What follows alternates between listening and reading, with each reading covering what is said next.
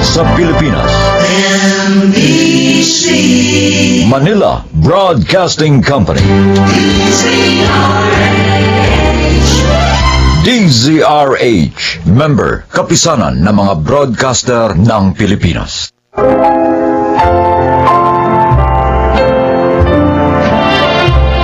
Mga kaibigan, sa araw na ito, inyong maririnig ang kwento ng isang ina na naharap sa mga paghihirap ng loob na nagdulot sa kanya ng pagdurusa at kalungkutan. Siya ay si Helen. Nabibilang kaming mag-anak sa mga pamilyang walang kasiguruhan ng buhay at palaging sinusubok ng krisis ang kahirapan. Naitatawid lamang namin ang buhay sa pamamagitan ng pagiging construction worker ng aking asawa na si Celo at ng aming panganay na si Edwin. Masakit bang aminin? Refleksyon ng sitwasyon namin ng magkasamang paghihirap at mga agam-agam dahil sa kawalan ng katiyakan sa pang-araw-araw naming pamumuhay. O, ayan na, Celo, ha? Nandito ng lahat sa plastic bag na pula yung mga baon niya ni Edwin. Tinapang galunggong tsaka itlog na maalat. Yun ang ulam niyo. Dinagdagan ko na rin ng kanin para meron kayong pang merienda mamaya. Ang tanong, si Edwin ba nakagayak na? Ay, Tapos na magporma kahapon ng mga bakal. Kaya kailangan maaga kami ngayon sa site dahil araw naman ang buhos ngayon. o teka sandali, kakatukin ko doon sa banyo para mag-apura na rin. Huwag na kamong masyadong pakalinisin pa ang katawan dahil tiyak na daig pa namin na naligo ng semento mamaya. Saka kahit butas-butas na kamiseta, yun na lang kamo isuot niya. Oo, sabihin ko.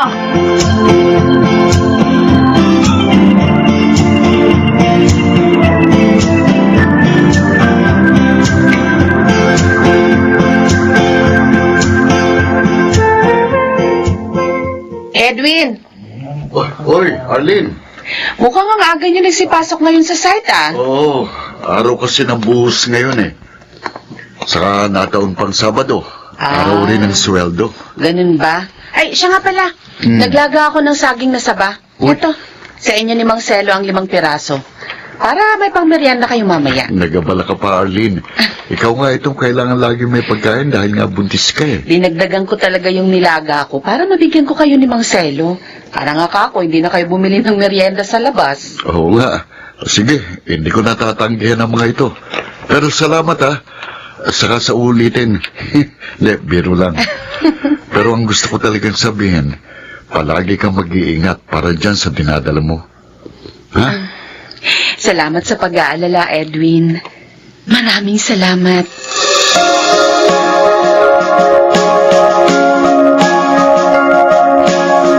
Oy, Lottie, bukas linggo, maaga kang gumising para maaga rin tayong makapamili ng kropek na irerepack natin.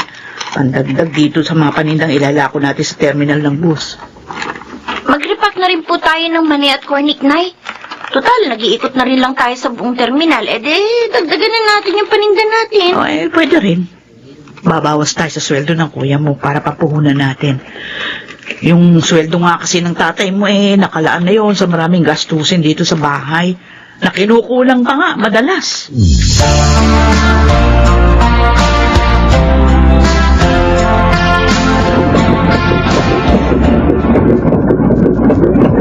Naku! Bakit? Anong nangyari? Yung isang timbang halo ng semento. Umid ka sa pagkakasabit sa kable, Edwin. At saktong sa kanya na tayo ang 5 selo babagsak. Ano? Naku palagay ko, hindi niya naisabit ang maayos yung timbang may labang semento sa kable. Kaya umid ka sa habang hinahaltak pataas. Teka, bababa ako. Ha? Huwag naman sanang may mangyari sa tatay ko. Edwin, Huwag naman po sana, Diyos ko.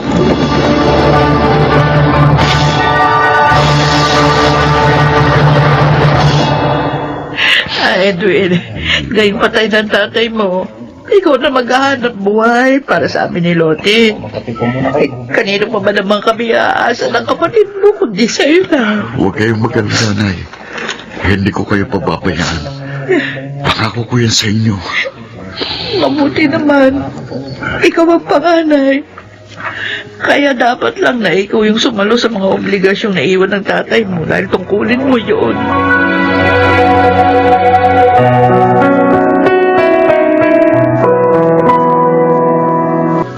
Abet, kumusta naman si Edwin pagkalibing ni Mang Selo? Luluksa pa rin. Kasama ng nanay at kapatid niya, Alin. Gaalala rin kasi ako sa kanya. Hindi pa rin kasi siya sumasagot sa mga text ko. Pagkatapos daw ng pasyam na araw ni Mang Selo, saka lang siya papasok sa trabaho. Hysterical pa rin kasi si Aling Helen Kaya kailangan muna niyang bantayan.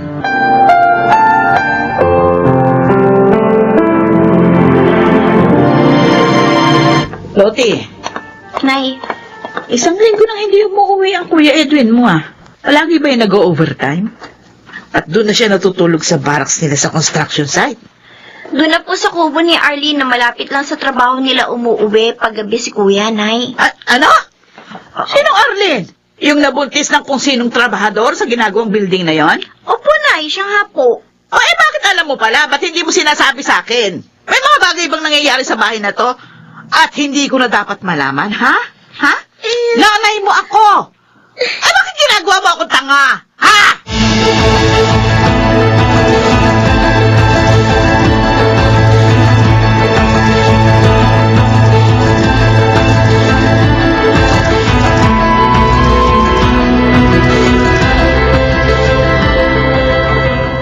Arlene, eto, Edwin, may dala ko litsong manok para sa ulam natin ngayong gabi. nako tamang-tama ang dating mo. Luto na nga tong sinaing. Ay, ilapag mo na lang dyan sa mesa yung dala mo. At sige. sasantok lang ako ng kanin. Ako nang bahalang maghain.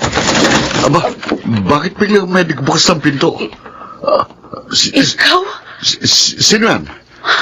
Hoy, bakit bigla ka nalang pumasok dito sa kubo namin ni Arlene? Ako ang dapat magtanong kung ano ginagawa mo rito. Ha? Sa kubo namin, ng syota ko. Sa anong so... Pero bago mo ako sagutin, bubuktasin ko yung dibdib mo! Tama na! Mabuting tao si Edwin!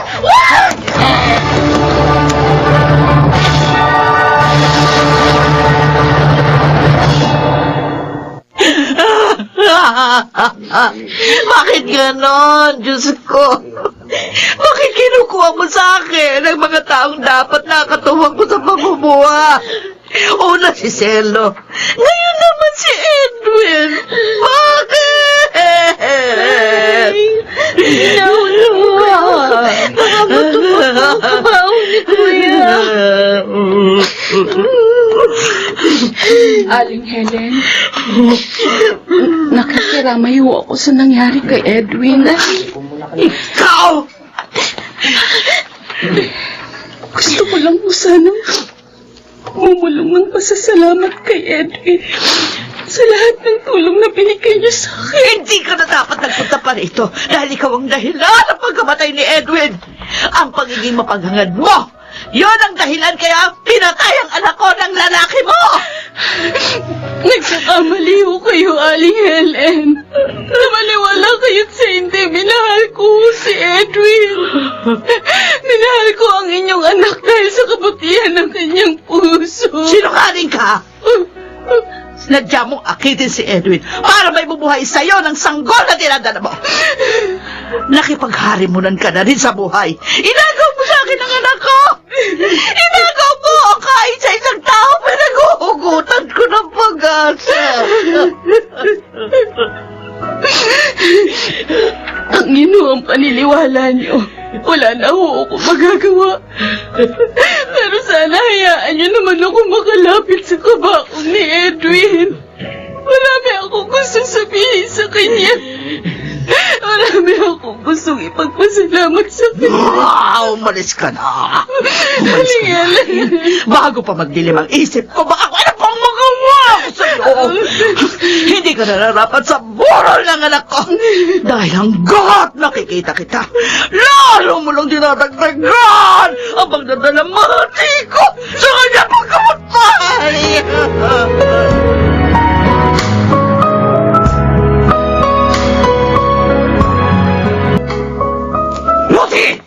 Muti! May babalita ako sa inyo ni Aling Helen. Ano yan, Kuya Abet? Napatay rin pala ng mga pulis yung lalaking pumatay sa kuya mo nang gabing gawin niya ang krimen sa kubo ni Alin. Totoo ba, Kuya Abet? Oo! Pinahinto raw ng mga pulis sa highway para sa isang inspeksyon. Pero sa halip, inundayan daw lang saksakan isang pulis Saka pinatakbo pa ng mabilis sa dalang motorsiklo. At dahil nalagay sa alangan nilang buhay ng mga otoridad, ngayon, binalil na nila lang abutan sa isang palikong bahagi ng highway. Yun na nga! Nakuha sa kanya ang matalas na ipinampatay niya sa kuya mo. Kahit pa paano, bago ilibing si Kuya, nabigyan ng katarungan ng kanyang pagkamatay.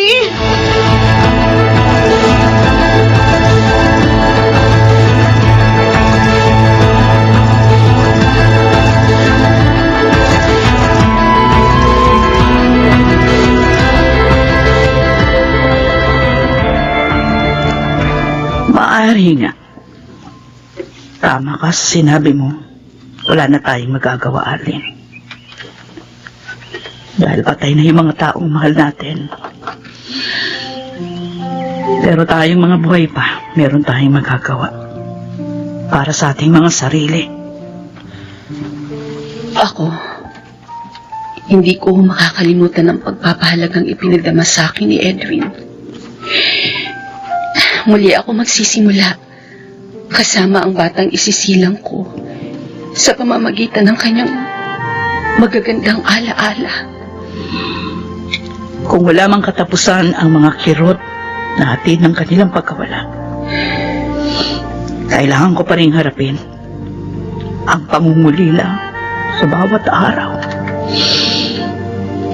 Alam ko, sa kabila ng lahat ng ito, pagkakalooban ako ng Diyos, nagtibay ng loob para muling harapin ang buhay.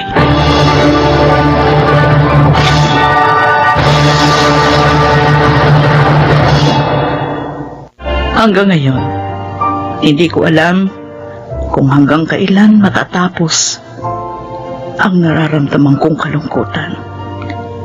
Dahil dama ko pa rin ang sakit sa pagkawala ni Nacelo at Edwin, na sa paglipas man ng mga buwan at taon, parang kahapon lang nangyari.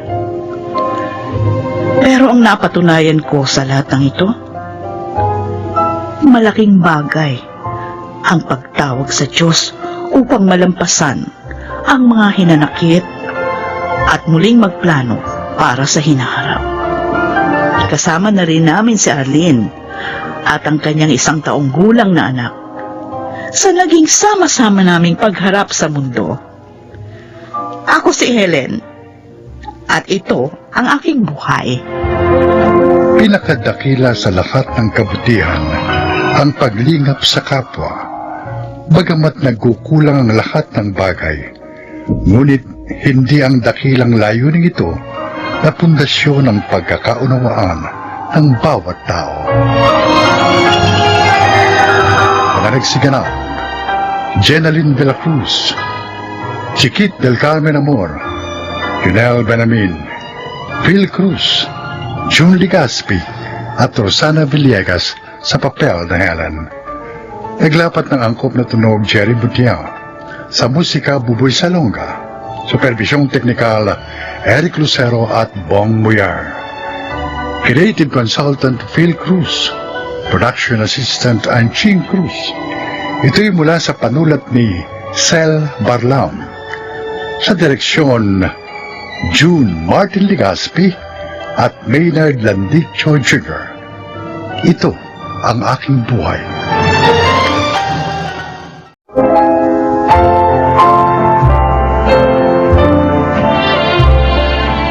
Ngayong araw na ito, maririnig natin ang kwento ng buhay ng matalik na magkaibigan at ang isang malaking pagsubok na magkasama nilang hinarap. Siya ay si Rona. Wala akong kapatid at wala ring tatay. Single mother ang mama ko. Buti na lang, nung kindergarten pa lang ako, nakilala ko na ang best friend / sister from another mother, si Rhoda. Para sa akin, basta't kasama ko siya, hindi ako mangangamba kahit ano pa ang harapin kong mga pagsubok sa buhay. Ito, Besh. Mas mura yata tong package na to. Oo nga. Sige, yun na lang. Okay. Magko-coordinate na tayo dito sa travel agency na ito. Oh my gosh! I am so excited! First trip natin to outside the Philippines. Paris! Here we come! Grabe! Super excited ako! Oy, kailangan mag-prepare na tayo ng mga dadali natin, ha? Ayoko na maraming dala. Ay, ako rin! Ayoko din. Ilan na ba yung napuntahan nating lugar? Ay, basta. We've been to all the regions of the Philippines. Oo nga. Magastos ha, pero ang sayo kayo mag-travel. Ayo. Kaya hanggang sa tumanda tayo, ha? Mag-travel tayo na mag-travel. Gusto kong ikutin yung buong mundo. Para saan pat nabuhay tayo? Kung hindi naman natin makikita ang ganda ng planet Earth natin, di ba? Tama ka dyan. Kapag may asawa na tayo pareho, iiwan lang natin sa kanila yung mga anak natin para makapag-travel pa rin tayo. Oo nga. Baka isipin nila, nag-asawa lang tayo para makakuha ng magbabantay ng bahay at ng mga bata para sa atin. Well, take it or leave it. 6 months pa!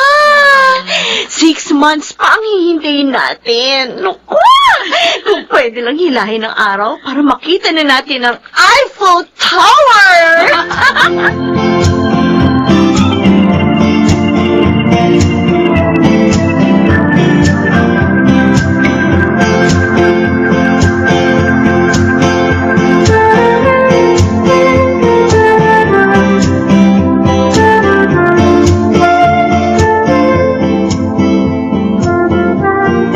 Birthday ko bukas. Imbitahin mo si Rhoda, ha? Siyempre naman, Mamita. Hindi siya mawawala. Tapos, after a week, siya naman na magbe-birthday, di ba? Opo. Alam mo, napakapalad mo. Dahil nakilala mo si Rhoda 25 years ago. Kung hindi, baka napakalungkot ng buhay ko ngayon. Nagkaroon ka ng papa at mga kapatid dahil sa kanya. Paano naman kasi? Sabi ko naman sa'yo, Ma, pwede ka naman mag-asawa uli. Ayaw mo naman. Para saan pa? May anak na ako. Ikaw lang, sapat na. Yay! Mamaya niyan, makakuha pa ako ng lalaking tarantado. Di nasira pa buhay natin. Sa bagay, masaya naman tayo kahit tayong dalawa lang dito sa bahay. Siya nga pala. Samahan mo ako mag-grocery ng mga lulutuin bukas, ha? At gagawa rin ako ng paborito ni Rhoda na potato salad. Naku! Tiyak, matutuwa na naman yun.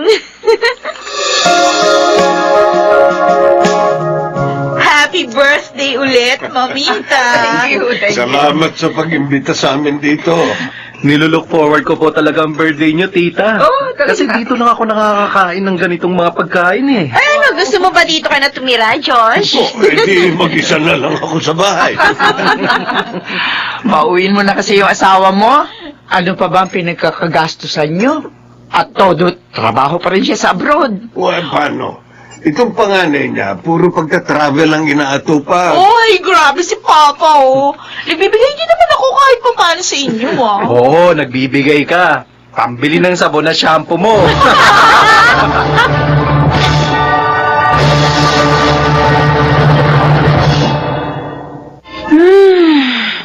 Dito na muna ako matutulog sa inyo, ah. Uy, walang kasama si Mamita. Wala siya sa bahay, ando sa isa kong tita. Okay, ganun ba? O, teka, bakit parang pagod na pagod ka ngayong araw? Ongoing kasi ang annual audit namin, kaya nakaka-stress. Gusto mo manood tayo ng movie? Ay, ayoko. Gusto ko nang matulog. Ay, ano ba yan? Ang boring naman. Buti ko nga, wala ka yatang ginawa maghapon eh. Meron naman. Type lang ng reports. Buti pa, sa inyo na lang ako magtrabaho. Sige. Gusto mo kahira sa hardware? Bakit hindi? Baka mamaya wala pa isang araw magreklamo ka na. Kasi malikabok, mainit, iba-iba yung amoy na naaamoy mo. Ay, huwag na lang pala. Yun. Rhoda, siguro dapat kambal tayo, no? Kahit ang mga pangalan natin hawig eh. Malamang. Ano nga kaya, no, kung kambal tayo? Sa tingin mo, may magbabago? Mula mga bata magkasama na tayo. Rhoda, What if maikli lang palang buhay ko? Ano? Hindi, halimbawa lang naman. Paano kung hindi pala ako tatanda? O, paano ka? Ay nako, ayoko nga isipin yan. Mamimiss mo siguro ako ng bonggang-bongga. Tumigil ka nga. Ikaw puro nonsense siyang iniisip mo. Sorry na. O sige na, yung Paris trip na lang ang pag-usapan natin.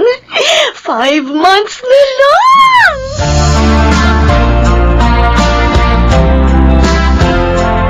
Nasaan na ba itong si Rona? Kanina ko pa tinatawagan yung cellphone niya. Bakit hindi niya sinasagot? Hi, Mamita! Bakit hindi mo sinasagot yung cellphone mo? Wala naman ako naririnig na nag-ring teka, asan yung cellphone ko? Hala! Naiwan ko yata sa office, ma! Teka, babalikan ko! Wag na. Mag-drive ka, alis tayo. Saan tayo pupunta? Sa ospital. Ospital? Bakit? Si Roda, itinak mo sa ospital.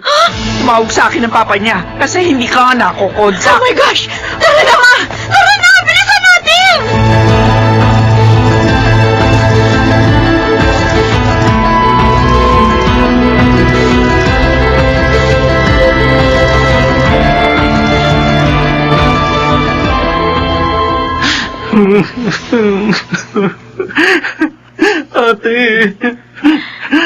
Ate ko. Sana, Josh. Walang mangyayaring masama sa ate mo. Ate Rona, hindi na siya umihinga nang nakita ko siya sa kwarto niya. Nakandusay siya sa sahig. Nahimatay lang siguro siya. Paano kung hindi na bumalik ang pulso niya? Hindi yan mangyayari. Matapang ang ate mo. Kayang-kaya niya masurvive ito. Teka, nasaan na ba yung doktor? Rona, Papa, ano nangyari? hindi ko alam. Wala naman siyang dinaramdam kanina. Normal naman ang lahat. Kumain lang siya tapos sabi niya, pupunta siya sa kwarto dahil may ibibigay sa kay Diyos. Sabi niya kukunin niya yung binili niya sa akin na polo. Nasusutin ko sa job interview ko bukas. Matagal bago siya lumabas, kaya nainip na si Diyos. Ano kaya nangyari kay Rhoda? Ang mama mo, pinaupo ko muna dun sa labas para may hangin. Namumutla na rin. Walang mangyayari masama kay Rhoda. Walang mangyayaring masama sa kanya.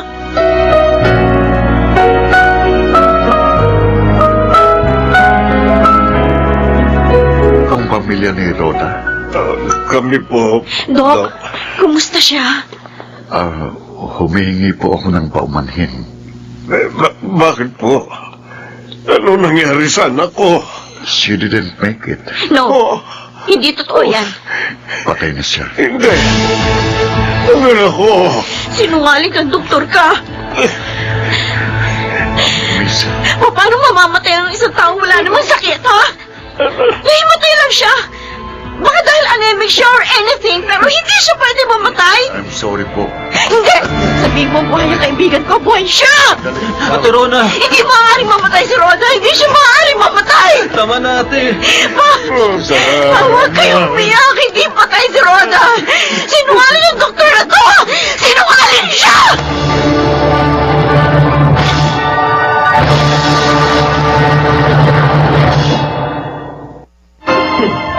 Rhoda, anak. Bakit naman biglaan ang pagkawala mo? Kung alam ko lang. Kung alam ko lang. Sana pinauwi ko na talaga ang mama niya. Sana nagkasama pa sila. Napakabata pa niya para mawala sa mundong ito. Hindi ko alam kung makakaya ko ito. Hindi ko alam kung paano babangon at magpapatuloy sa buhay na wala ng panganay ko. Si Rhoda. Hanggang ngayon ayaw niyang tanggapin na wala na si Rhoda. Kahit si Diyos, walang sila man sa atin ang nakapaghanda sa pigating ito. O Rhoda, anak, Bakit ikaw pa? Bakit ikaw pa?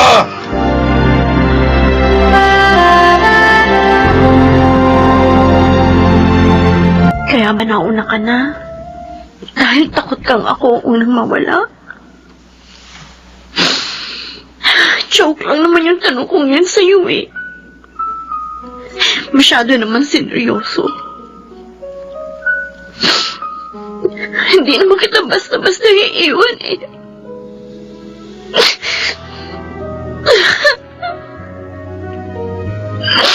Rhoda, bakit naman ganito? Alam mo namang, ikaw na ang itinuturing kong kapatid mula pa noon. Bakit kailangan mong iwan sa ganitong paraan? Ngayon, sabihin mo sa akin, paano? Paano ako muling mabubuo kung wala ka na? Paano?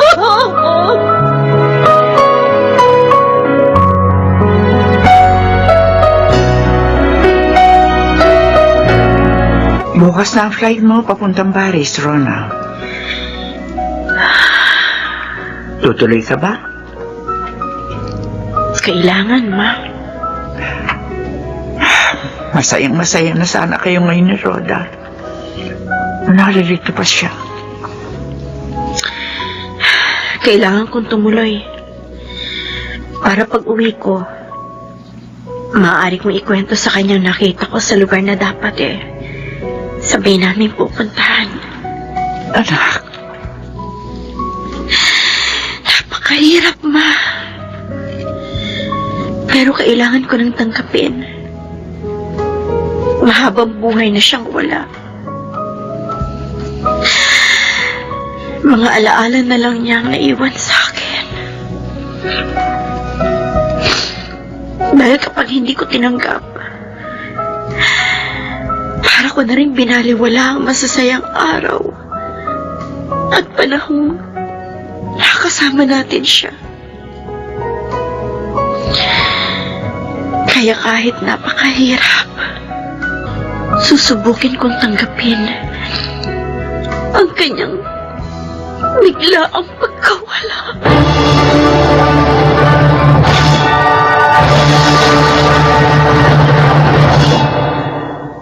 Dahil kay Rhoda, napatunayan kong napakaikli lang ng buhay. Kaya nararapat lamang na huwag natin sayangin ang bawat araw na ibinibigay sa atin. Dahil hindi natin alam, bukas o sa makalawa, hindi na tayo mabibigyan ng pagkakataong makita ang ganda ng mundo at makasama ang mga taong mahalaga sa atin. Ako po si Rona at ito ang aking buhay. Life is short and time is cold.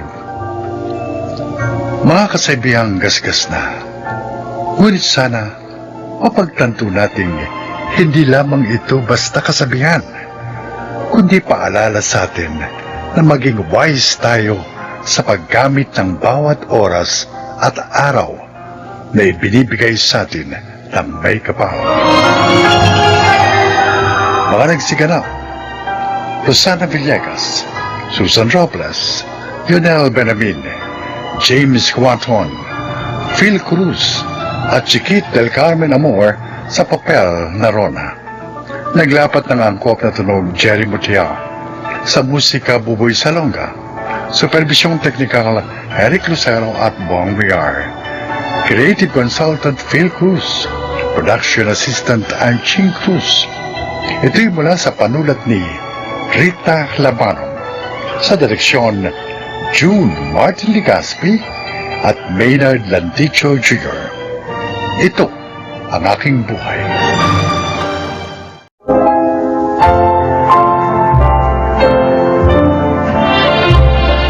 Kailan nga ba lumilinaw ang isipan ng tao upang matukoy kung anong sadyang mahalaga at ano ang walang halaga para sa kanya. Narito ang kasaysayan ni Sonia. 2 beses na ako nabiyuda. Si Lirio ang anak ko sa una at si Abby naman sa huli. Oo, inaamin ko. Magkaiba ang iniuukol kong level ng pagtingin sa 2 kong anak. Mas matimbang sa puso ko si Abby dahil nakikita ko sa kanya ang aking sarili. Lalo na ang aking mga pangarap. Ano ka ba naman, Lirio? Akala ko nakapagsalang ka na ng sinaing. Eh, hindi pa pala eh. Nakakahiya kay Arturo. Baka gutom na yung tao. Pasensya na po, Inay. Nakaligtaan ko po dahil sa pag-aapuro ko rin sa paggawa ng murkon eh. Nakasalang din po kasi yung pork hamonado na pinaluluto ninyo. Pero wag po kayo mag-alala. Maluluto na pong lahat ng mga ulam na ito. Siya. Pagkaluto, hain mo na sa mesa, ha? At gandahan mo ang presentasyon. Tandaan mo, accountant sa bangko ang bisita natin. Hindi basta-basta tao lang. Opo, Nay. Ako na pong bahala. Magsasalang na rin po ako ng sinaing sa rice cooker para po mas mabilis maluto. Apurahin mo kasi ang kilos. Unang dalaw to ni Arturo kay Abby. Kaya kailangan maging magandang impresyon niya sa akin. Haba, ako yata ang ina ng babaeng nililigawan niya.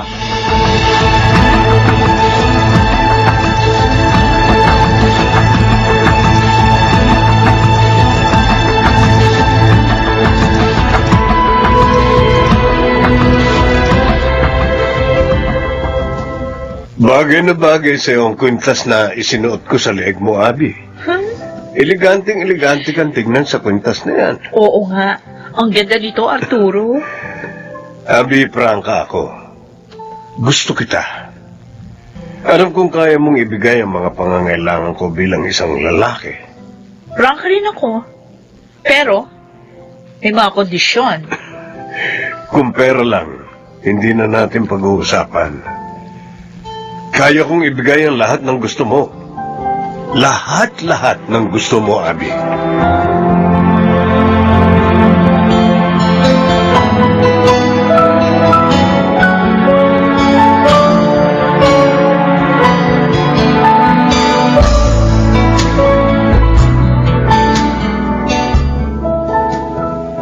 Dari, tignan mo.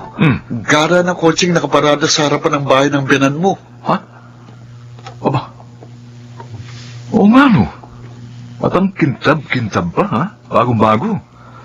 Eh, siguro yan ang pinakabagong labas na kotse rito sa Pilipinas, no? Yak, milyon-milyon ang halaga niyan. No, Dari? Naku, malamang. Eh, kahit yata 10 beses tayong ipanganak sa mundo, kung ang pagiging pahinante lang ng trabaho natin, hindi tayo makakabili ng ganitong klase ng kotse, no? Pero kanino nga kaya, no? Naku, Jack, mapera rin ang may-ari nito. Oo. Para makabili ng ganito kamamahaling sasakyan. Hoy, Ay, ha?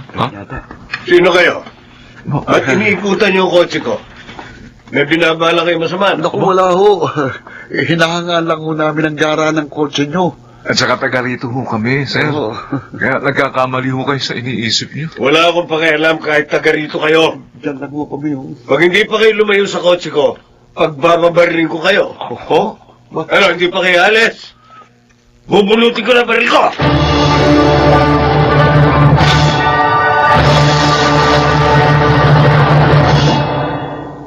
Ibig mo sabihin, yung matandang lalaking may-ari ng kotseng magana, yung nambulyaw sa amin ni Delphine, manliligaw ni Abby?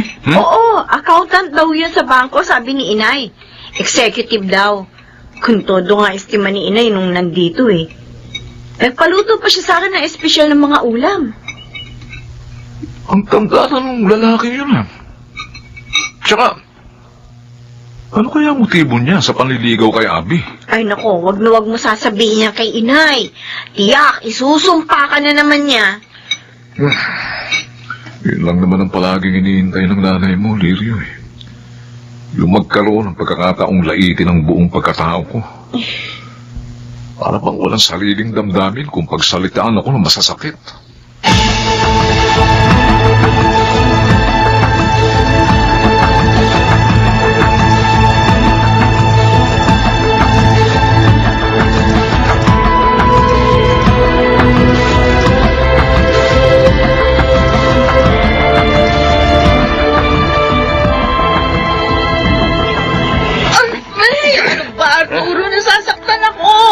Akala mo ba, hindi ko kayo nakita ng lalaking kausap mo kanina dito sa harap ng bahay nyo? Ha? Habang pababa ako ng kotse ko? Si Delvin yun. Kasama ko natin ni Kuya Larry sa pier.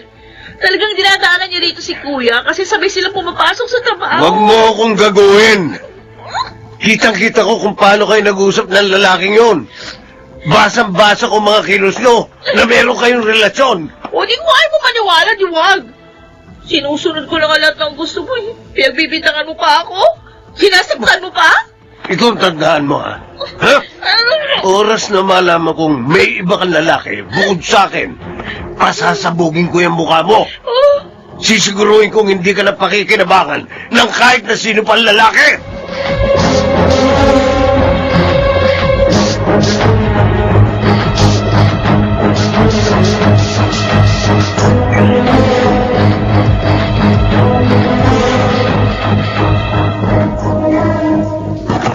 Hoy, Larry! Teka! Oh? Huwag mong galawin ang mga pagkain na yan.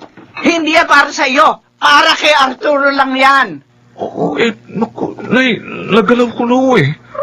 Akala ko kasi para sa lahat ng mga ito dahil nga ako nakahain dito sa mesa eh. Banat ka kasi na banat. Hindi ka muna nagtatanong. Hindi ko mo nakahain sa mesa. Pwede mo na lamang basta sandukin at kainin. Naku, pasensya na ho, Nay. Siyensya. Gutom na gutom lang ho kasi ko. Hindi ho kasi ko nakapagmerienda kanina sa trabaho eh.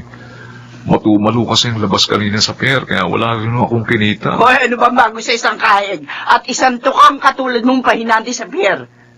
Magtataka pa ako kung lagi kang busog na uuwi rito. Pasensya na ho talaga, Nay. Hindi na ho mauulit. May dapat lang, ano? Lumugar ka sa dapat mong kalagyan. Lalo na, wala ka naman silbi rito sa bahay ko. Abunado pa nga ako sa pagpapatira sa inyo. Kung hindi ka nga lang asawa ng anak ko, matagal na kitang gustong itaboy.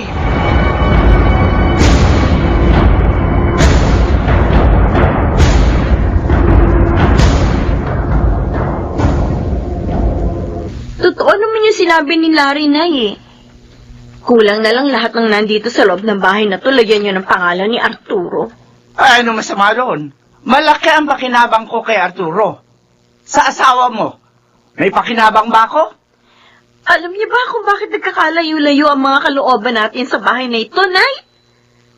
Dahil na rin sa hindi niya pantay na pagtingin sa amin ni Abby.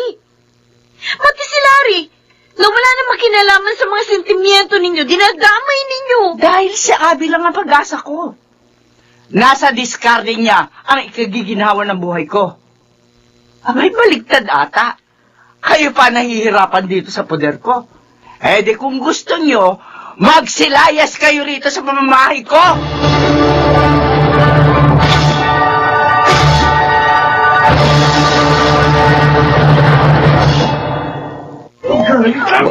Larry, hindi ba si Abby yung kinakalad ka na yun ng matandang lalaki sa harap ng hotel na yun? Oo nga.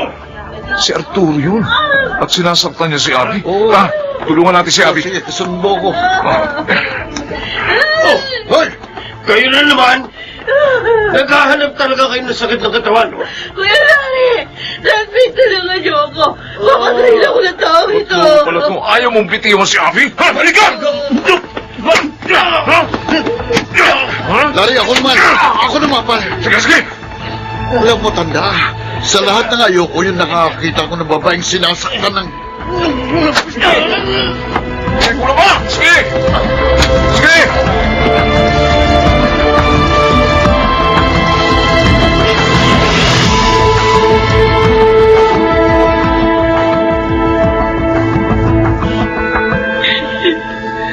Ay, nako.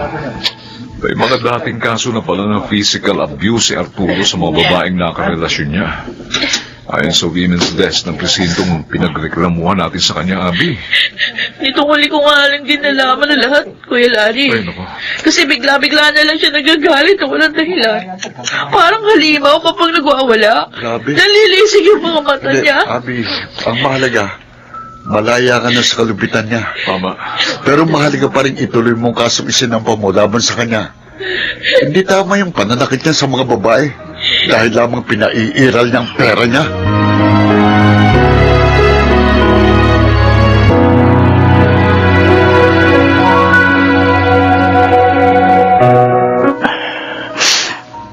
Umaasam lang naman ako na isang maginhawang buhay. Pero bakit palagi akong bigo? Bakit sa akin bumabalik ang sakit ng mga nangyayari?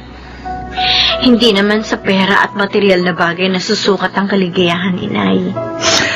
Madalas nga kasi, sa sobrang paghahangad natin sa mga ganong karangyaan, mas nauuwi lang ang buhay natin sa kalungkutan. Ngayon ko naiisip, paano kung wala ka sa tabi ko, Lirio? Sino pa magmumulat sa akin sa mga kakulangan ko? Hindi naman ako mawawala sa tabi niyo. Nandito lang ako palagi para sa inyo, Nay. Hindi ko kayo iiwan. Kahit ano pa ang mangyari. Si Larry, ang dami kong kasalanan sa kanya. Alam ko nagdaramdam siya sa masasakit na salitang naririnig niya sa atin. Nay. Kahit po kayo lahat, hindi po ako nagtanim ng sama ng loob sa inyo. Kayo po ang ina ng aking asawa. At kung gaano ko po kamahal si Lirio, ganun ko rin kayo kamahal. Iyang-iya ako sa inyo dahil sa mga kahinaan ko. Naturingang ako ang inyong ina. Pero ako pa ang nagdadala ng mga problema sa buhay niyo. Ngayon ko natuklasan. Sa inyo ko pala makikita at madarama ang tunay na kaligayahan.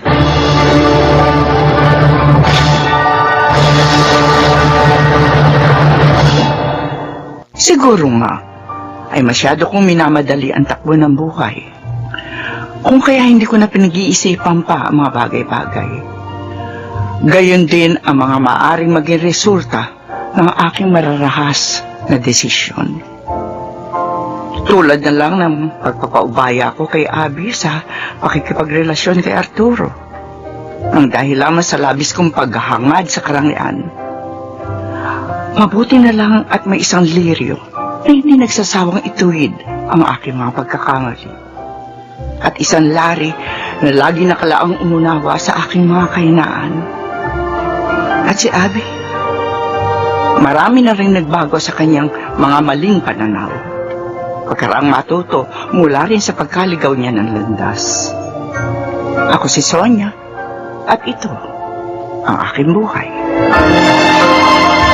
Kailanman hindi mahihigitan ng pera ang malalim na koneksyon, lalo na sa paghahanap ng tunay na kaligayahan sa mundong ibabaw. Ano ang magiging halaga ng pera kung nagkakawatak-watak naman ang mga saloobin ng magkakapamilya? Mga nagsiganap, Chiquit del Carmen Amor, Rosana Villegas, Lionel Benamin, Julie Gaspi, Phil Cruz, at Susan Robles sa papel na Sonia. Naglapat ng angkop na tunog Jerry Mutiang, sa musika Buboy Salonga, supervisyong teknikal Eric Lucero at Bong Muyar. Creative consultant Phil Cruz, production assistant Anching Cruz. Ito'y mula sa panulat ni Sel Barlam. Sa direksyon, June Martin Legaspi at Maynard Landicho Jr. Ito ang aking buhay.